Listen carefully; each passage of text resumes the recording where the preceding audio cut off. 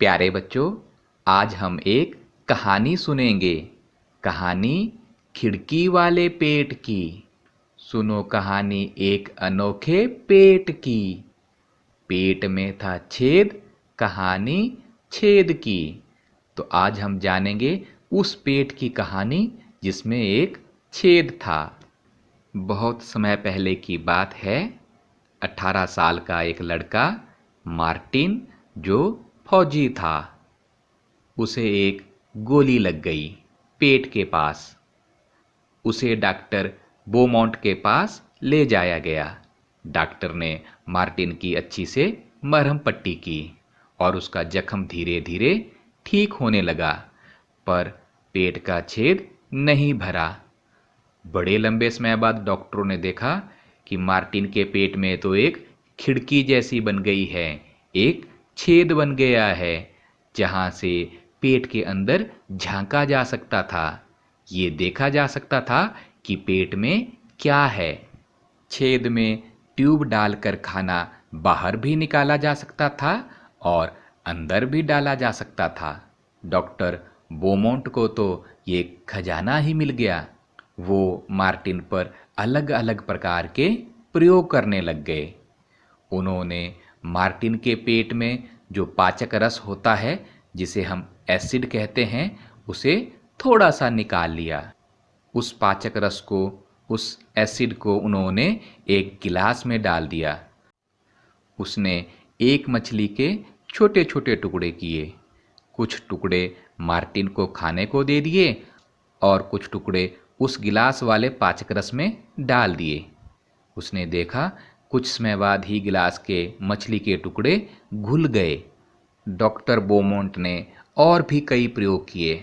उसने कच्चा दूध पेट में डाला तो उसे पचने में 2 घंटे 15 मिनट लगे और गिलास के पाचक रस में उसे 4 घंटे 45 मिनट लगे।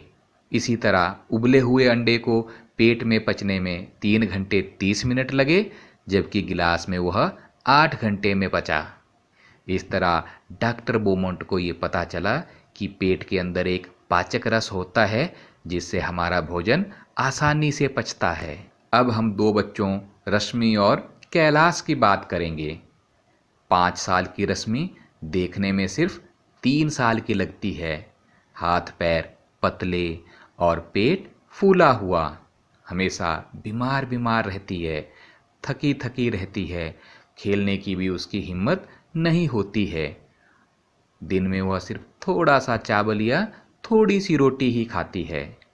दूसरा बच्चा है कैलाश, 7 साल का। उम्र से बहुत बड़ा दिखता है, मोटा मोटा और थुलथुला सा। पैरों में दर्द रहता है, चुस्ती फुर्ती का तो कोई नाम ही नहीं है। बस से स्कूल जाता है और दिन में कई घंटे टीवी और मोबाइल चलाता रहता है। खाने में वह दाल रोटी और सब्जी तो खाता ही नहीं है। इसकी जगह बाजार के चिप्स, कुरकुरे, लेज, बर्गर, कोल्ड ड्रिंक्स, बस यही खाता रहता है। डॉक्टर ने जब उनकी जांच की तो दोनों की समस्या का एक ही कारण था, सही से खाना नहीं खाना। रश्मि अच्छा संतुलित भोजन नहीं करती थी और उसी तरह से कैलाश भी जंक फूड यानी ऐसा खाना खाता था जो पैक्ड होता था और पोषक तत्वों से भरपूर नहीं होता। अतः हमें हमेशा ताज़ा और पौष्टिक भोजन ही करना चाहिए। अब सब बच्चे सोच कर बताएंगे कि वे ब्रेकफास्ट यानी नाश्ते में क्या खाते हैं, लंच दोपहर के भोजन में क्या लेते हैं, डिनर रात के खाने में क्या खाते हैं। सोचकर इसकी एक सूची बनाएं। इसी तरह आप अपने दादा दादी या माता पिता से भी पूछ सकते हैं कि वे जब बच्चे थे तो क्या क्या खाते थे, उनका भोजन क्या होता था, वे कौन कौन से खेल खेलते थे और आप आज कौन कौन से खेल खेलते हैं। ये भी जानकारी जुटाएं। प्यारे बच्चों, आपने उड़ीसा के कालाहांडी जिले के बारे में तो सुना ही होगा।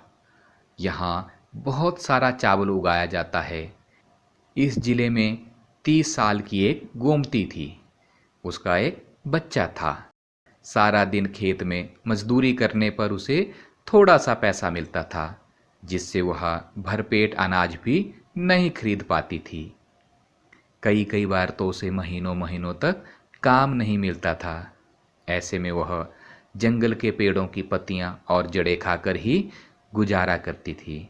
इसी कारण उसका बच्चा बीमार हो गया और चल बसा। कुछ दिनों बाद उसका पति भी बीमार रहने लगा और वह भी गुजर गया।